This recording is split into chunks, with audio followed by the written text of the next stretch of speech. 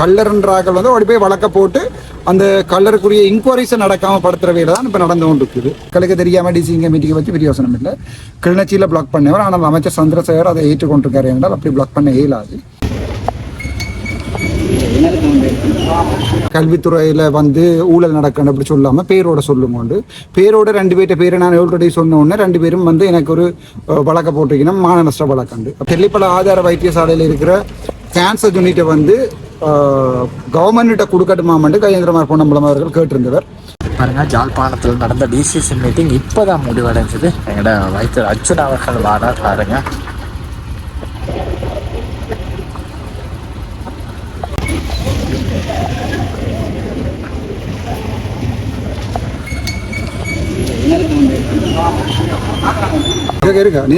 வணக்கம் டாக்டர். வணக்கம். இன்றைய ஜாழ்ப்பாண டிசிசி மீட்டிங்கில் உள்ள என்னென்ன விடயங்களை பற்றி கலந்துரையாடப்பட்டது? இதில் முக்கியமாக கதைக்கிறதுன்னு வளமையாக அப்படித்தானே சுகாதார தாங்களே ஒன்றை கிரியேட் பண்ணுவீங்க. நம்ம ஒரு அஜெண்டாவை போட்டுட்டு அதை ப்ரெசென்ட் பண்ணுறவையில் தான் நடக்கிறது.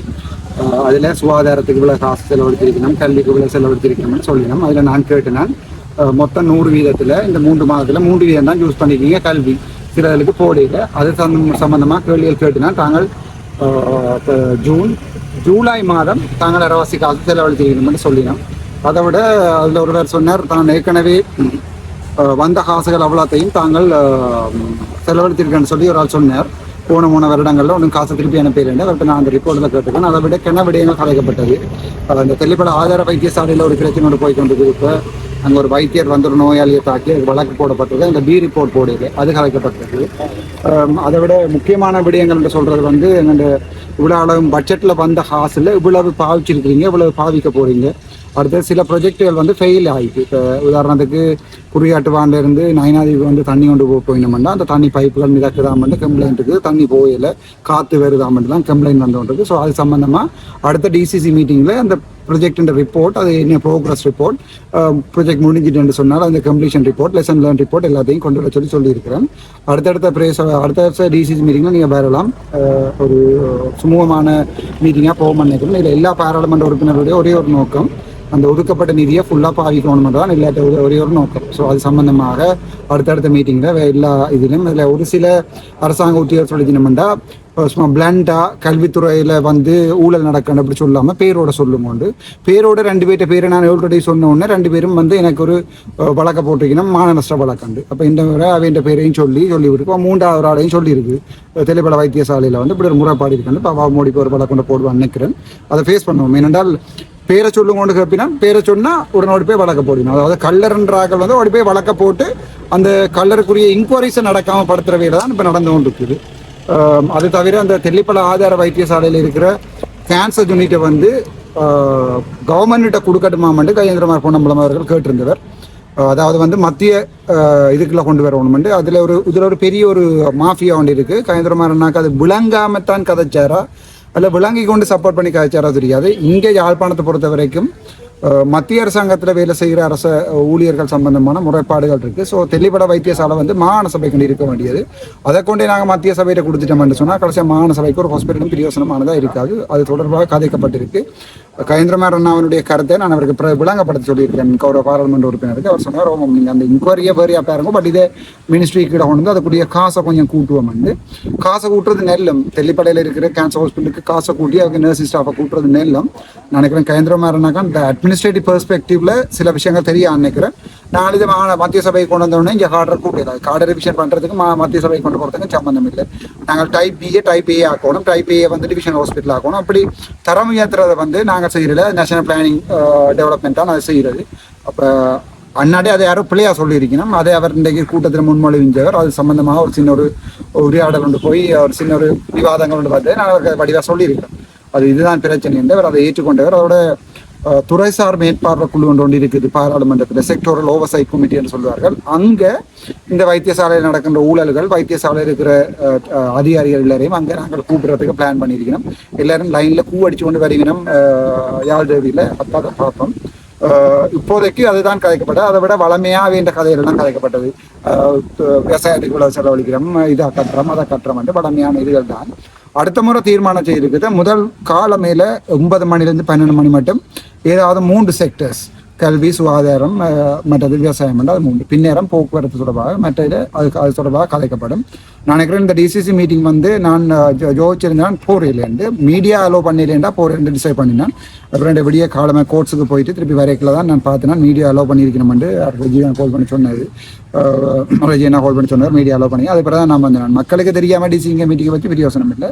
கிளிநொச்சியில் பிளாக் பண்ணவர், ஆனால் அமைச்சர் சந்திரசேகர் அதை ஏற்றுக்கொண்டிருக்காரு என்றால் அப்படி பிளாக் பண்ண இயலாது.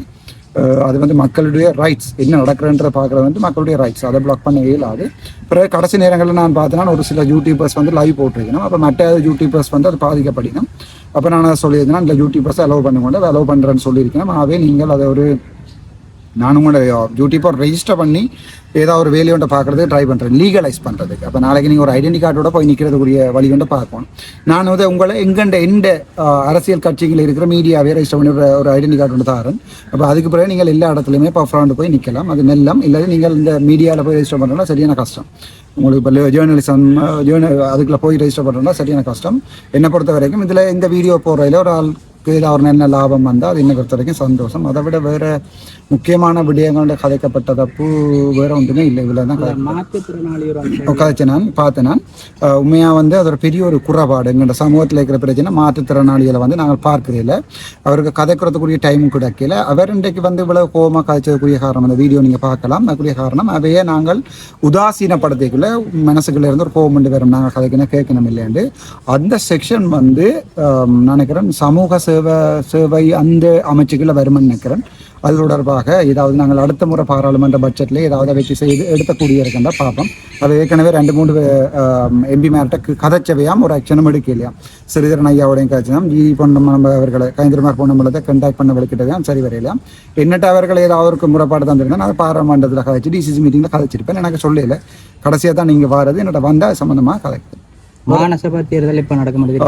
நான் பெரும்பாலும் எதிர்பார்க்குறேன் மாகாணசபை தேர்தல் ஒரு 2 மாதம் 3 மாதத்துக்குள்ள அறிவிப்பினம்.